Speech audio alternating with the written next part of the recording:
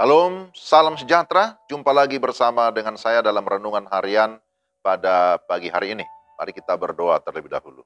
Tuhan, terima kasih ada kesempatan bagi kami mendengarkan firman-Mu. Kami memohon supaya Allah Roh Kudus memberikan kami hikmat dan pengertian sehingga kami dapat memahami dengan baik. Dalam nama Yesus kami berdoa dan mengucap syukur. Amin. Kejadian 5 ayat 24. Dan Henok hidup bergaul dengan Allah. Lalu ia tidak ada lagi sebab ia telah diangkat oleh Allah. Demikian firman Tuhan. Tema kita hidup bergaul dengan Allah.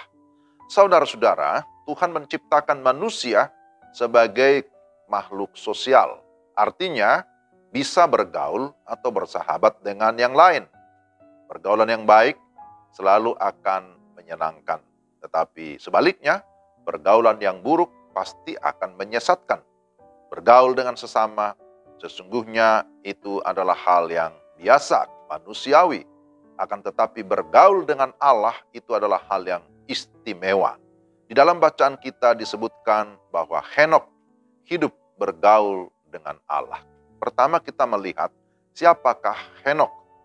Henok adalah anak Yared, dan arti nama Henok artinya patuh atau berserah. Dia adalah generasi ke-6 dari Set, anak Adam. Keistimewaan Henok terletak pada keintimannya dengan Allah. Ia bergaul akrab dengan Allah selama hidupnya. Ia mewarisi iman Habel, bapa leluhurnya. Dia hidup selama 365 tahun dan setelah itu ia diangkat ke surga. Nah, kedua, apa artinya hidup bergaul dengan Allah? Bergaul dengan Allah, et Elohim halak. Jadi kata bergaul dari kata Ibrani halak yang artinya berjalan atau pergi. Alkitab menyatakan bahwa Henok bergaul dengan Allah. Artinya bahwa Henok hidup berjalan bersama-sama dengan Allah sampai dengan akhir hidupnya.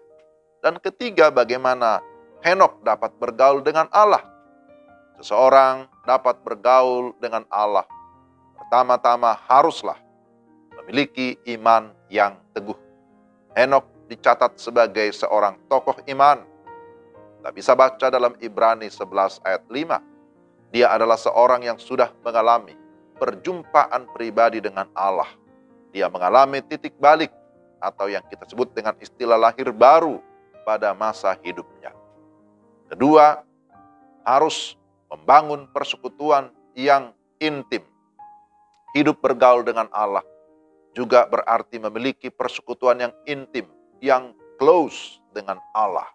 Persekutuan adalah relasi timbal balik. Di dalamnya ada komunikasi, percakapan yang intens. Kita berbicara kepada Tuhan melalui doa kita. Setelah kita mendengar Allah berbicara kepada kita melalui firman-Nya.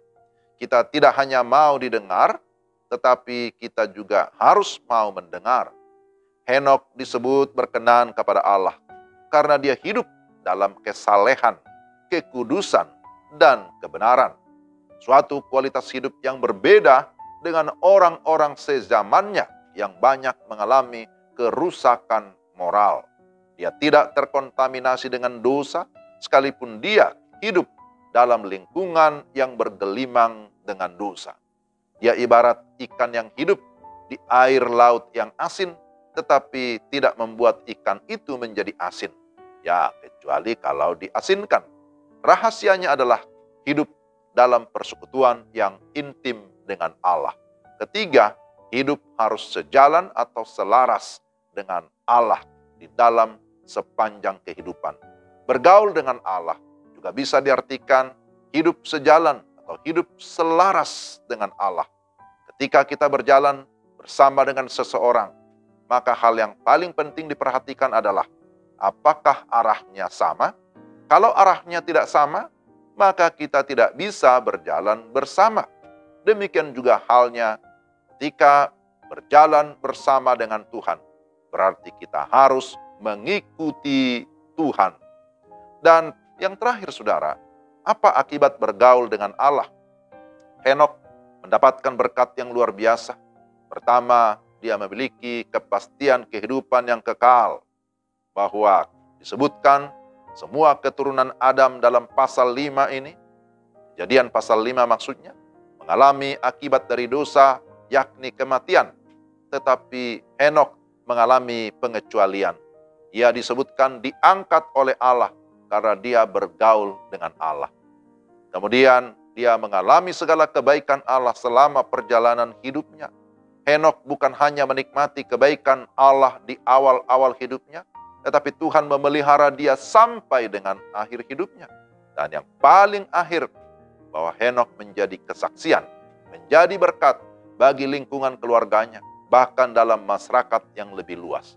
Puji Tuhan, mari kita juga terus mau meningkatkan hubungan kita dengan Allah, bergaul akrab dengan Allah. Mari kita berdoa. Tuhan, terima kasih untuk renungan firman-Mu pada hari ini. Kami berdoa sekali lagi supaya Allah Roh Kudus menolong kami, supaya kami pun sungguh-sungguh mau bangun hubungan yang akrab dengan Allah. Kami mau berjalan bersama dengan Tuhan, mengikuti kehendak Tuhan. Dalam nama Yesus kami berdoa. Amin. Demikian renungan kita hari ini. Tuhan memberkati saudara-saudara sekalian. Shalom.